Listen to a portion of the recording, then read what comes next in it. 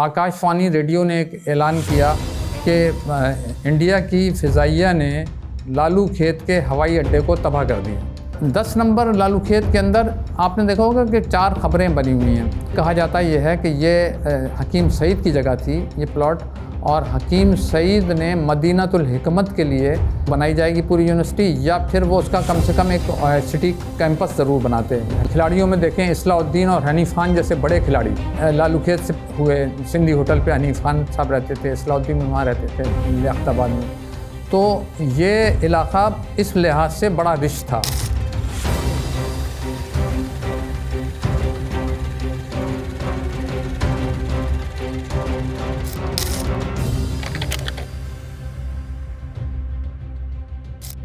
जब पाकिस्तान बना तो क़ायद-ए-आज़म का मज़ार आज जहाँ पर है, इसके करीब में जो लोग आ रहे थे उनकी एक बस्ती बनाई गई, कैंप्स बनाए गए। वो कैंपों में रह रहे थे। अब उनको मुख्तलिफ़ शहर के मुख्तलिफ़ इलाक़ों में मुंतकिल करने की कोशिश की गई कि यहाँ इनको रिहेबिलिटेशन किस तरह की जाए। तो उसमें एक पीर इलाही बख्श कॉलोनी थी, और उसके बाद फिर जो डेवलप होना शुरू हुआ वो लियाकताबाद था, जिसको अब लालू खेत था उस वक़्त उसका नाम। अच्छा, लालू खेत का नाम इस तरह से था कि ये 3 हट्टी से ये इलाक़ा शुरू होता था, और इसके अंदर ये था कि जनाब कि वहाँ पर खेत लगे हुए थे, और हो सकता है उस वक्त कोई लालू नाम का कोई शख्स उन खेतों का कहीं उसकी हिस्सेदारी हो, तो उसका नाम लालू खेत था। तो फिर उसके बाद 1951 के बाद जब खान लियाकत अली ख़ान का इंतकाल हुआ या उनको शहादत हुई, तो उसके बाद फिर उनकी याद में इसका नाम लियाकताबाद रख दिया गया, बल्कि उससे पहले ही लियाकताबाद रख दिया गया था।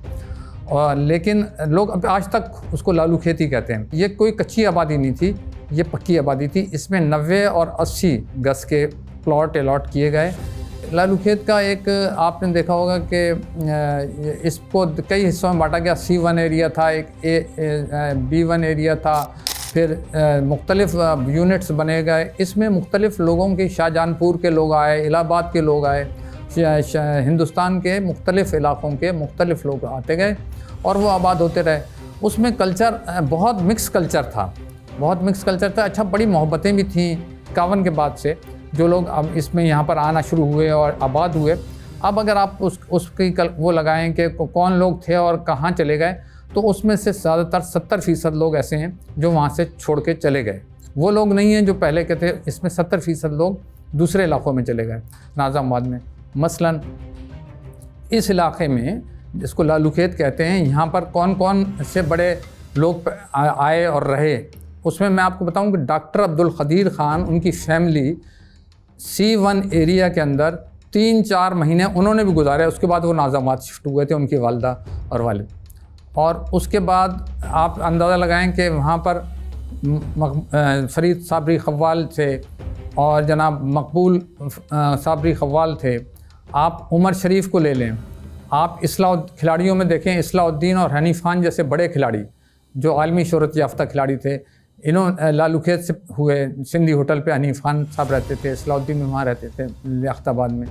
तो ये इलाक़ा इस लिहाज से बड़ा रिच था कि बड़े बड़े लोग उसमें पैदा हुए। उसमें बहुत सारे कलमकार थे, सहाफ़ी थे, बहुत सारे ब्यूरोक्रेट, बहुत सारे बाद में। मगर ये हुआ ये मैंने आपको बताया कि फिर इसके कोई 30-35 साल पहले तक यहाँ से बहुत बड़ी तादाद लोगों की यहाँ से शिफ्ट हो चुकी थी। वो दूसरे इलाक़ों में चली गई, ज़्यादातर नाज़ामाबाद के इलाक़े में चली गई, कुछ नॉर्थ नाज़ामाबाद के इलाक़े में चली गई। 1970 और 80 के 1977 में जब इंतखाबात हुए थे, तो इसके अंदर उस वक़्त जमात इस्लामी और JUP, ये 2 बड़ी जमातें थीं जिनका असर रसूख इस इलाक़े में था।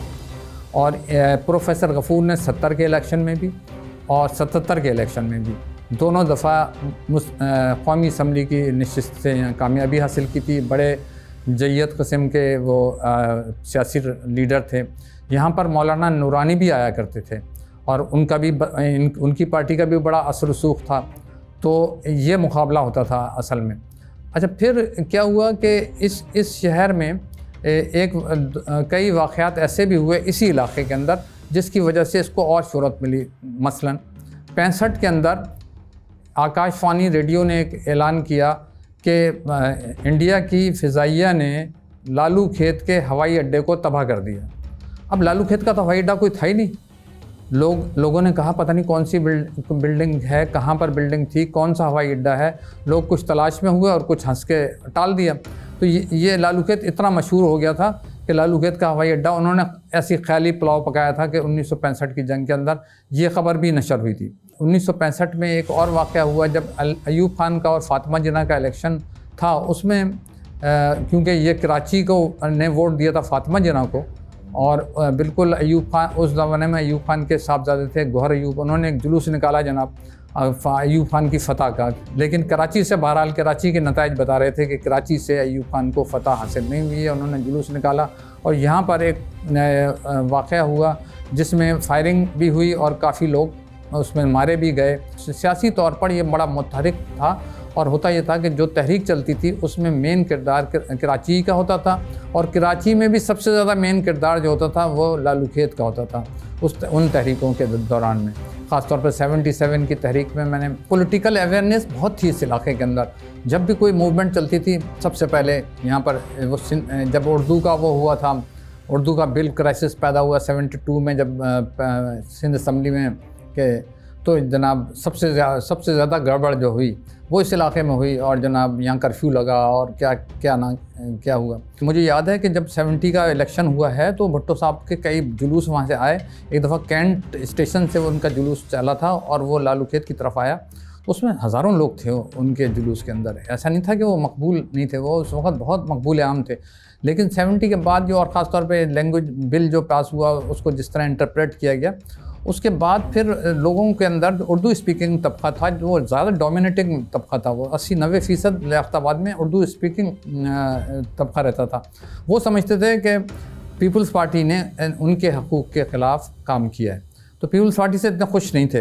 ये MQM का होल्ड हुआ तो कुछ चीज़ें यहाँ पर सेटल हुई। शुरू में 86 से लेके 88, 89, 90 तक इतना टर्माइल नहीं था, बल्कि ठीक था मामला। तो एकदम नवाज़ शरीफ यहाँ पर आए, याद है, तो वो एक बहुत बड़ा जलसा ऑर्गेनाइज़ किया था MQM ने। नवाज़ शरीफ खुद आए थे वज़ीर-ए-आज़म के तौर पे। तो उस वक़्त वो जो था, वो जलसा इतना बड़ा था कि उसमें मेरे ख़्याल में लाखों लोग होंगे, और नवाज़ शरीफ साहब को क्योंकि स्टेज बहुत ऊंचा बनाया गया था और वो आला आज़म स्क्वायर के साथ ही बनाया गया था, तो उनको आला आज़म स्क्वायर के दूसरे फ्लोर दूसरे बिल्डिंग के दूसरी मंजिला से किसी फ्लैट में से कुदा के अंदर उधर स्टेज पे लाया गया कि उन्होंने वहाँ पर तकरीर की। उन्होंने ख़ुद बाद में एक दफ़ा हमसे उनकी मुलाकात हुई उसके वाक़े के बाद, उस तकरीर के बाद, तो उन्होंने ख़ुद हैरानगी का इज़हार किया कि इतने बड़ा जलसा, ये तो ऐसा लग रहा था कि जो कुछ शेख मुजीब ने जैसे ढाका में कुछ जलसे किए थे उस तरह का कुछ जलसा लग रहा था। अलकरम स्क्वायर जो था ये समझ लें कराची में बनने वाले फ़्लैट स्कीमों का इब्तदाई स्कीमों में से एक था, और इसका एक फ़्लैट चंद हज़ार रुपए में उस वक़्त मिलता था, 5,000 में या 8,000 में, ऐसे कोई इनकी कीमतें थीं। और फिर इसमें बाद में फिर इनका इन्फ्लुएंस हुआ, एक वक्त वो आया 80s के अंदर कि जब MQM का इन्फ्लुएंस आया और MQM का फिर यहाँ पर सिक्का चलने लगा। 10 नंबर लालू खेत के अंदर आपने देखा होगा कि 4 खबरें बनी हुई हैं। वहाँ ये इलाका, ये जगह कोने का है, बिल्कुल कॉर्नर का। ये कहा जाता है ये है कि ये हकीम सईद की जगह थी ये प्लॉट, और हकीम सईद ने मदीनातुल हिकमत के लिए ये उनका प्लान था कि यहाँ पर मदीनातुल हिकमत का या तो बनाई जाएगी पूरी यूनिवर्सिटी, या फिर वो उसका कम से कम एक सिटी कैंपस ज़रूर बनाते हकीम साहब, क्योंकि हकीम साहब की ज़िंदगी ने मोहलत नहीं दी उनको, वरना ये भी कोई लिटिगेशन का केस था। अब उस पर कब्ज़ा कर लिया बाज़ काबज़ीन ने, उसके कागजात भी मैंने मालूम किया था कि क्या सूरत हाल, तो मालूम हुआ कि इसके कागजात एक के पास नहीं कई लोगों के पास मौजूद हैं।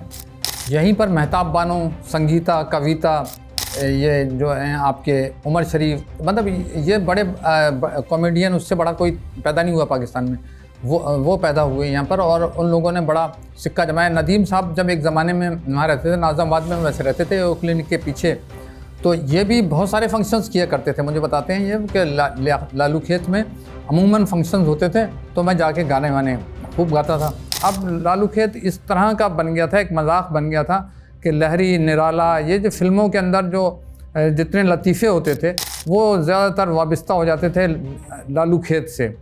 लेकिन ये मानना पड़ेगा कि लालू खेत को नए तर्ज का एक जगह बनाई जा सकती थी।